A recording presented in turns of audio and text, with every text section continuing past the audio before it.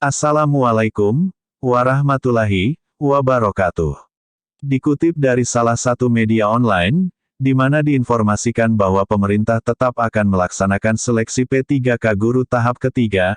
Alasan tetap diadakan seleksi P3K tahap ketiga ini, karena sudah diatur dalam Permen Pan RB nomor 28 tahun 2021, tentang pengadaan P3K jabatan fungsional guru.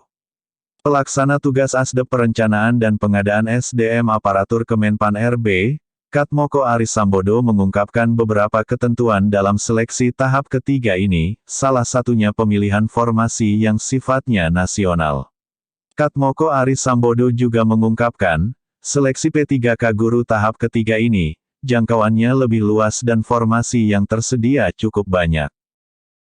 Peserta yang dapat mengikuti seleksi P3K tahap ketiga adalah guru honorer negeri yang tidak lolos tes kompetensi pada tahap 1 dan 2.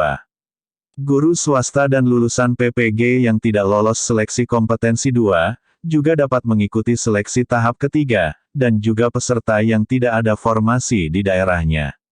Jadi di sini sudah jelas bahwa yang tidak dapat formasi ataupun tidak lulus, bahkan yang tidak ikut seleksi di tahap 1 dan 2 yang daerahnya tidak membuka formasi, tetap dapat mengikuti tes seleksi tahap ketiga. Ini peluang besar bagi peserta yang formasi di daerahnya habis, bisa lintas daerah, kata Katmoko Aris Sambodo.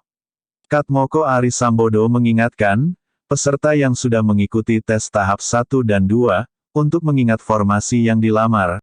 Artinya jika di tahap 1 dan tahap 2 memilih bidang studi IPA tingkat SMP, maka di tahap ketiga ini tetap harus memilih formasi tersebut, alasannya agar nilai passing grade yang diperoleh saat tes sebelumnya, tetap masih diperhitungkan. Namun jika memilih formasi yang berbeda dari tes sebelumnya, maka nilai yang diperoleh pada tes sebelumnya, dinyatakan hangus.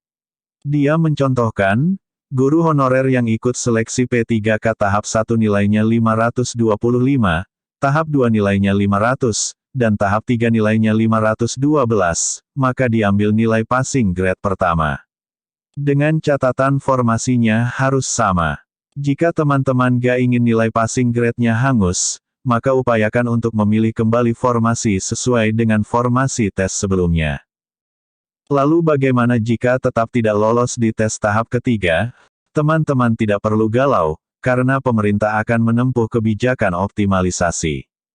Caranya dengan mengambil ranking terbaik dari para peserta. Jadi buat teman-teman yang ingin mengikuti seleksi tes tahap ketiga, dan sudah mencapai nilai passing grade, disarankan untuk memilih kembali formasi yang sesuai dengan pilihan sebelumnya. Tes tahap ketiga ini wajib untuk diikuti. Demikian yang dapat kami bagikan, semoga bermanfaat. Assalamualaikum warahmatullahi wabarakatuh.